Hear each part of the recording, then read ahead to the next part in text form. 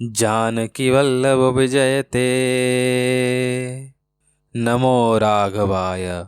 जैसे ही रात का गहरा अंधेरा छाने लगा, बानरों की चारों टुकड़ियां युद्ध विराम कर वापस वहीं लौट आई जहां कौशलपति श्री राम विराजमान थे। दिन भर के भीषण संग्राम से बानर थक चुके थे, किंतु करुणा सागर श्री राम ने जैसे ही अपनी अमृतमय दृष्टि उन पर डाली, उनकी सारी थकावट क्षण भर में दूर हो गई और वे पुनः स्फूर्ति से भर गए। उधर लंका के भीतर दृश्य बिल्कुल विपरीत था। रावण ने व्याकुल होकर अपने मंत्रियों की आपातकालीन सभा बुलाई। अत्यंत चिंतित होकर उसने स्वीकार किया कि बानरों ने उनकी आधी सेना का संहार कर दिया है। उसने मंत्रियों से पूछा, अब शीघ्र बताओ क्या उपाय किया जाए, शत्रु अत्यंत प्रबल होता जा रहा है। उस सभा में माल्यबंत नाम का एक अत्यंत वयोवृद्ध राक्षस बैठा था। वह रावण की माता कैकेयी का पिता था और राज्य का सबसे अनुभवी मंत्री था।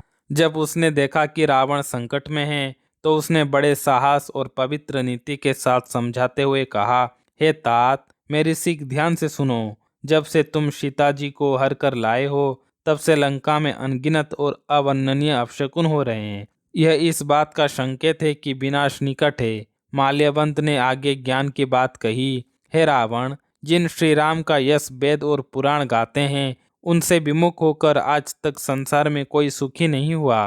तुम उन्हें साधारण राजा समझने की भूल मत करो। माल्यवंत ने रावण को भगवान के विराट स्वरूप का स्मरण कराते हुए कहा, जिन्होंने हिरण्याक्ष और उसके भाई हिरण्यकशिपु का अंत किया, जिन्होंने मधु और कैटव जैसे बलशाली दैत्यों का संहार किया, वही कृपा के सागर भगवान स्वयं राम के रूप में अवतरित हुए हैं। उनसे बैर करना अपने कुल का समूल नाश करना है। माल्यवान ने जब रावण को समझाया कि श्री राम ज्ञान घन ज्ञान के पुंज हैं और उनसे बैर करना विनाशकारी है, तब रावण ने न केवल उन्हें अपशब्द कहे, बल्कि उन्हें अभागा कहकर वहां से निकल जाने को कहा। रावण ने अपनी क्रूरता दिखाते हुए यहाँ तक कहा कि तू बूढ़ा हो गया है, वरना आज तेरी मृत्यु निश्चित थी। माल्यवान ने जाते जाते यह कड़वा सच जान लिया कि बध्यो चहत एहि कृपा निधाना, अर्थात अब स्वयं भगवान ने ही इसकी मृत्यु का मन बना लिया है, तभी इसे इतनी कुबुद्धि सूझ रही है। जब माल्यवान दुर्वचन कहते हुए चल गए, तब मेघनाद ने अपने पिता रावण को ढांढस बंधाया। उसने बड़ी डींगे हाँकते हुए कहा कि कल सुबह आप मेरा कौतुक देखना, मैं बहुत कुछ करूंगा। मेघनाद की बातों से रावण को इतना भरोसा आया कि उसने उसे बड़े प्रेम से गोद में बिठा लिया। अगले दिन सवेरे जब बानरों ने दुर्गम किले को घेरा, तो राक्षसों ने ऊपर से पहाड़ों के शिखर ढहाने शुरू कर दिए। वह दृश्य प्रलय जैसा था। गोले ऐसे चल रहे थे जैसे बिजली गिर रही हो और योद्धा ऐसे गरज रहे थे जैसे प्रलय के बादल।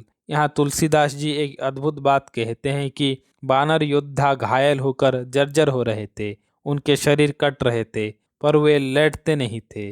वे उसी घायल अवस्था में पहाड़ उठाकर राक्षसों पर फेंक रहे थे। जब मेघनाद ने देखा कि बानर फिर से किले को घेर चुके हैं, तो वह डंका बजाकर बाहर निकला। उसने सबसे पहले उन योद्धाओं का नाम लेकर ललकारा जो बल की सीमा थे, नल, नील, द्विविद, सुग्रीव, अंगद और हनुमान। लेकिन उसका सबसे बड़ा क्रोध अपने चाचा विभीषण पर था। उसने चिल्लाकर कहा, कहाँ है वह भाई से द्रोह करने वाला विभीषण, आज मैं उसे हठपूर्वक मारूंगा। उसने ऐसे बाण छोड़े जो पंख लगे सांपों की तरह हवा में तैर रहे थे।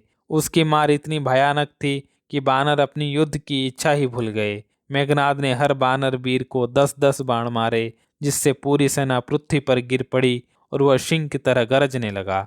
हनुमान जी ने जब अपनी सेना को इस बेहाल अवस्था में देखा, तो वे साक्षात काल की तरह दौड़े। उन्होंने मेघनाद पर पहाड़ फेंका, जिससे उसका रथ और घोड़े तो नष्ट हो गए, लेकिन मेघनाद आकाश में उड़ गया।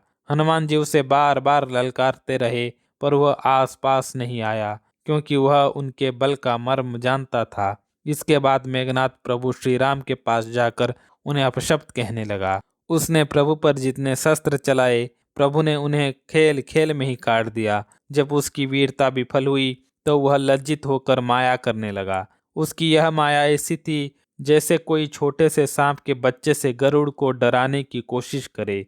मेघनाद ने जो माया रची, वह रोंगटे खड़ी करने वाली थी। आकाश से अंगारे बरसने लगे, धरती से पानी की धाराएं फूटने लगी। पिशाच और पिशाचनियां नाचते हुए मारो काटो चिल्लाने लगे। ऊपर से बिष्ठा, पीप, खून, बाल और हड्डियां गिरने लगी। धूल की ऐसी वर्षा हुई कि हाथ को हाथ नहीं सूझ रहा था। बानर घबरा गए कि अब तो सबकी मृत्यु निश्चित है। तब प्रभु ने एक मुस्कुराकर एक ही बाण से उस सारी माया को ऐसे काट दिया जैसे सूर्य अंधेरे को काटता है। प्रभु की एक कृपा दृष्टि पड़ते ही बानर भालू फिर से इतने प्रबल हो गए कि उन्हें रोकना असंभव हो गया। लक्ष्मण जी जब युद्ध के लिए निकले तो उनके अंगों की शोभा देखने लायक थी। विशाल भुजाएं, चौड़ी छाती और गोरे वर्ण पर क्रोध की लाई। दोनों ओर से जोड़ी भिड़ गई। बानर अपने नखों और दांतों से राक्षसों को फाड़ने लगे।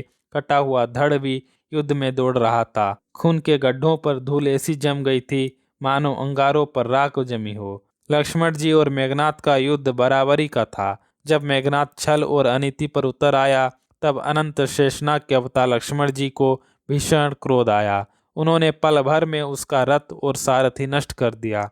मेघनाथ को लगा कि अब उसके प्राण बचने वाले नहीं हैं। तब उसने अपनी अंतिम चाल चली और वीर घातिनी शक्ति का प्रयोग किया।